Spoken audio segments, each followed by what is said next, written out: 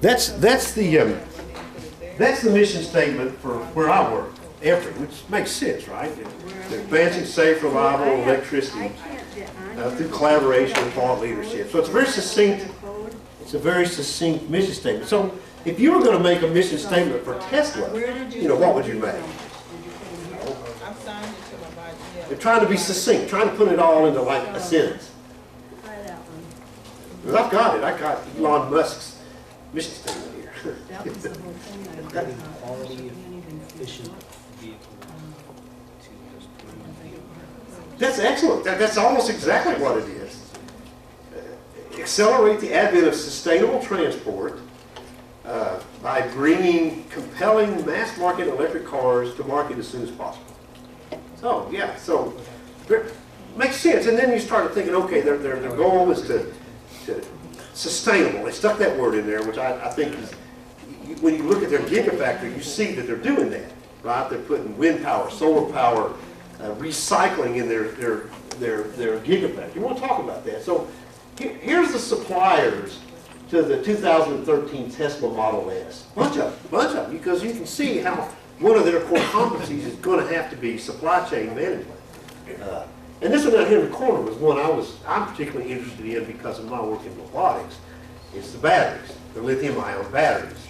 Clearly, batteries were a big deal for me in the 90s, working on robotics, especially if you're trying to get non-tethered systems. There's your power-to-weight ratio. That's going to define everything. What you can carry, what you can do, how long you can operate. But it's the same thing for the car, right? And to me, that's what keeps me from buying electric cars. I'm kind of like, I don't want to be told. I know how my battery in my cell phone works. It always wears out way sooner than it should. And I don't want to be told that I got to replace $5,000 worth of batteries in 5 years. Because I'm a 15, 20-year car man. My truck is 20 years old. My 60s car that I like is 50-some years old. I like to keep my cars a long time because I don't like spending money. So the lithium-ion batteries is a big deal to me for a number of reasons. So here's the gigafactory process flow. You look through it. One of the things they've got as an important piece of it is battery pack recycling, which is important. And then let's see. So I dived into a little bit to the lithium-ion. That was not important. To the lithium-ion battery supply chain. So I got this article from, in fact, I've got the references up here. And this is online too, this little cutout thing. But it's pretty recent, January 5th, 2016. So this is not just old stuff. So first, this nice, cool graph. The colors don't show up very well. Let me blow it up a tiny bit. Let's see. This is manufacturing for lithium-ion batteries.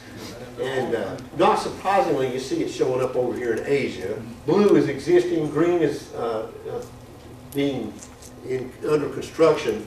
And what you don't see is this giant yellow circle over here, because it didn't show up very well, which is the plant. That's Elon Musk's gigafactory. All right, okay, that's interesting. So let's look a little bit more at lithium-ion battery world. And let's look and see where it's at. So here's the global demand, 2011, 2015, 2020 is projected. The blue is your cell phones. This reddish orange is cars. And then the top one is grid applications, where we're going to get the smart grid. We're going to have, solar panels that are going to charge the batteries, and then when the sun goes down, you can still have electricity, those kind of things. So you can see that's growing. And then you got the business share by application each year. So you can see how the automotive sector is planned to grow. That's not a shock, not a surprise. The grid sector is planned to grow. Consumer electronics share will shrink. Okay, I'm not surprised by that. I was surprised by this. This graph is the overcapacity in the automotive lithium-ion battery supply chain. So this is what's currently being manufactured, the blue, the production. This is the excess capacity still there. So I didn't dive into the paper. I didn't have time since I had read no books this weekend. I would have. It's interesting to me that this exists. It seems like there's a mismatch, and I don't know if it's the person who made the calculations did incorrect calculations, or if that's truly real. And there was an overestimation of how much the demand for lithium-ion batteries would be right now. That's significant, over capacity. But now you start looking at the costs, which I thought was kind of interesting. And so this is where you're trying to model the cost of lithium-ion battery cells without a margin on there. And so you were not surprised that the U.S. is the highest, China and Mexico are the lowest. So if you break that down into, let's see, this is with some margins, U.S. gets worse. Let's break it down into, yeah, this is the chart, that's interesting. If you break it down into what goes into the costs, is it materials? Well, the materials and labor over here, right? So here's materials, that's it. And then labor's in here, equipment. So not surprising that material is 3/4 of the cost of a lithium-ion battery. But when you focus in on the materials in particular, the cathode is a big one.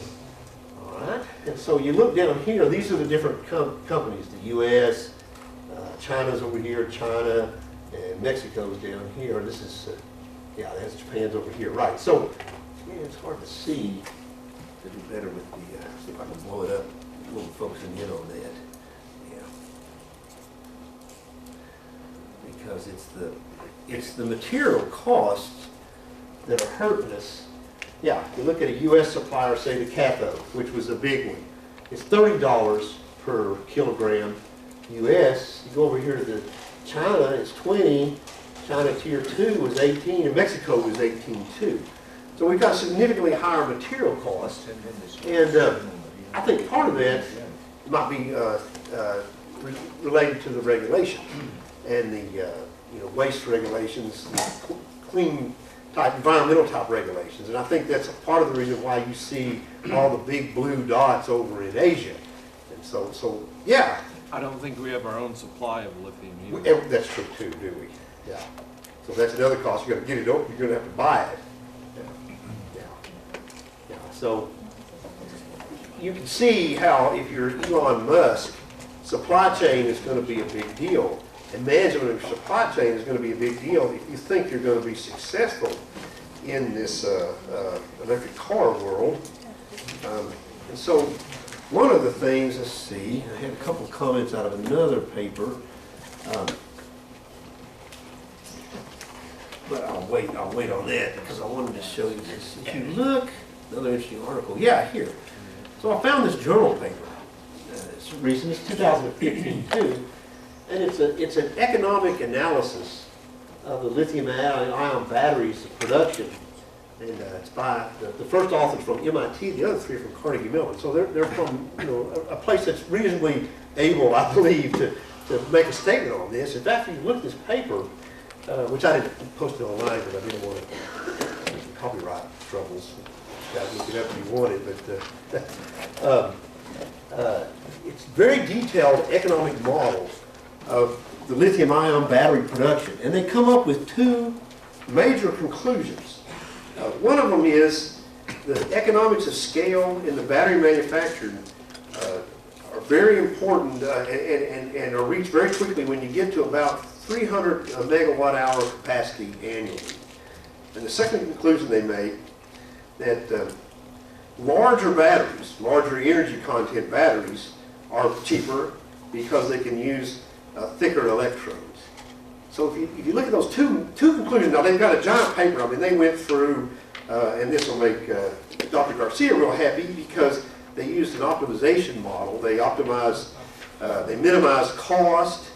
They had, as part of their variables, the cell width, the electrode thickness, the number of cells, the number of cells per module, and then they had a bunch of constraints, the power capabilities, the energy capacity, cathode width and thickness.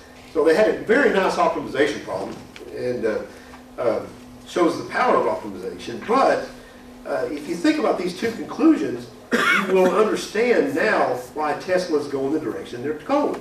They're making this gigafactory, so they're going to up their production way up, way up to making well over 300 megawatt hour capacity per year.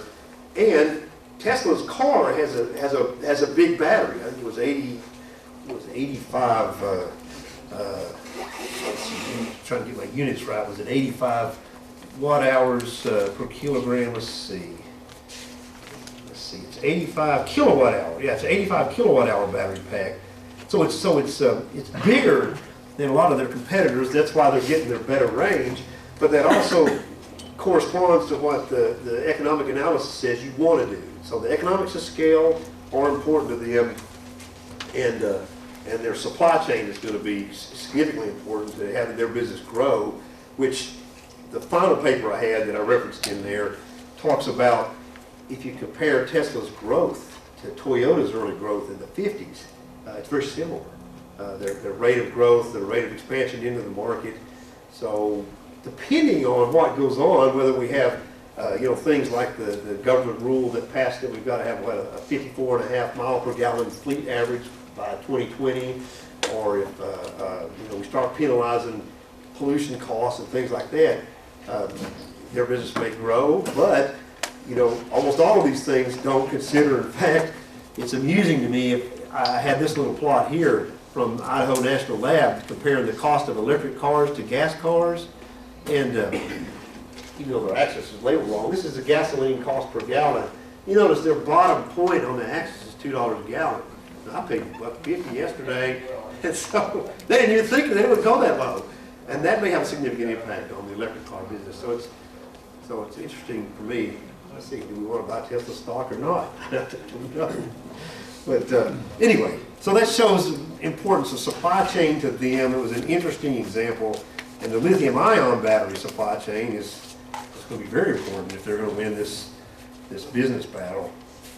So with that, I'll get it. I'm done right at 12:30. I'll let Alberto come over here and give you some optimization tools so you can do what the MIT guys did. That's a nice paper. If you want it, let me know. It's fairly detailed. Did you see where that guy that was the emergency manager in Chicago that you were talking about last week Oh yeah, was in trouble again? I did see that. Yeah. Yeah, isn't it funny?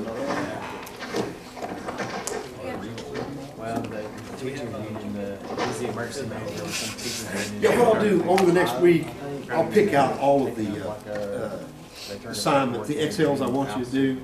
There's about one in each. I'll pick out one in several of the chapters.